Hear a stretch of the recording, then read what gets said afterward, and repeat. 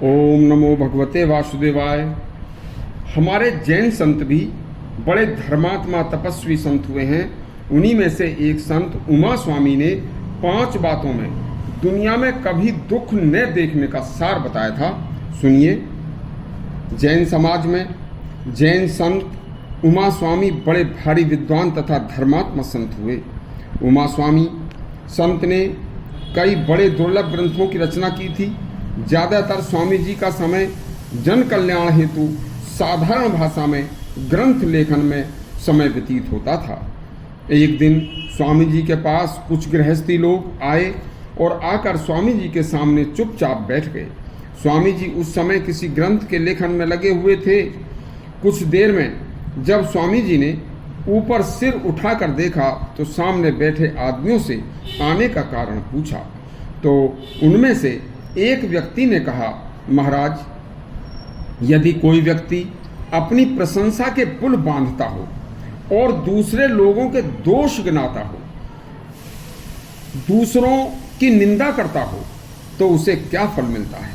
संत बोले, भैया, शास्त्रों के अनुसार ऐसा व्यक्ति जीवन भर अपने शत्रुओं की संख्या बढ़ाता है और दुखी जीवन कष्ट भोगता है।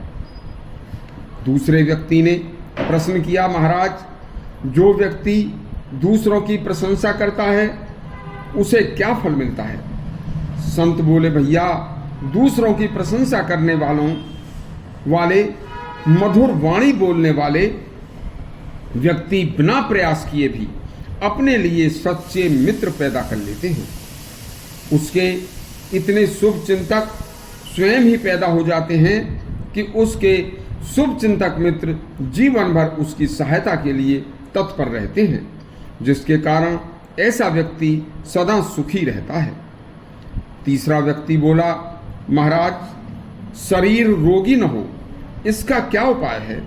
स्वामी जी बोले, स्त्रियों के प्रति अति आसक्ति न रखने वाला तथा परिश्रम करके रोजी रोटी कमाने वाला व्यक्ति सदा निरोगी रहता है। चौथा व्यक्ति बोला, महाराज, परिवार में कभी लड़ाई झगड़ा न हो, सभी सदस्य परस्पर सुख पूर्वक प्रेम पूर्वक रहें, इसका क्या उपाय है?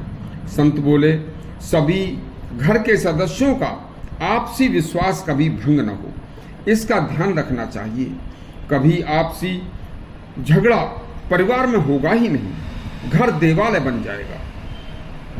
पांचवा व्यक्ति बोला, महाराज, उसके पास अपने लिए और जो व्यक्ति हमेशा परोपकार के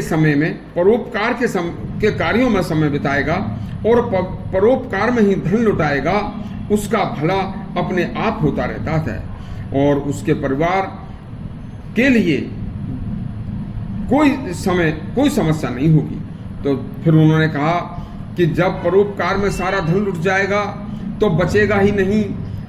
तो फिर स्वामी जी सुनकर बोले, उसका जो क्या कार्य है, खेती, व्यापार या कुछ भी, उसे धर्म पूर्वक शुद्ध हृदय से, शुद्ध मन से करता रहे और जो मुनाफा उस कार्य में हो उसमें से 10% हिस्सा निकालकर धर्मोपयोगी कार्यों के लिए रखे और हमेशा सुबह ब्रह्म मुहूर्त में उठकर ईश्वर का ध्यान करते हुए अपने कार्यों को पूरी लगन के साथ करे। इसके बाद कुछ समय धर्म कार्यों तथा भगवत भजन के लिए और परोपकार के लिए भी निश्चित करे। केवल उस निश्चित समय में ही सभी कार्य जो समय जिस काम के लिए निश्चित किया गया है उसी समय में उस कार्य के लिए निश्चित किया जाए। उसी समय में उस कार्य को करते हुए दिनचर्या करे। इस तरह समय सारणी बनाए हर मनुष्य, तो हर कार्य उसका सफल होगा, किसी में कोई व्यवधान नहीं होगा। जैन संत उमा स्वामी की यह 5 बातें यदि आपको अच्छी लगी हों तो हमारा चैनल सब्सक्राइब करें और घंटी दबाएं। धन्यवाद।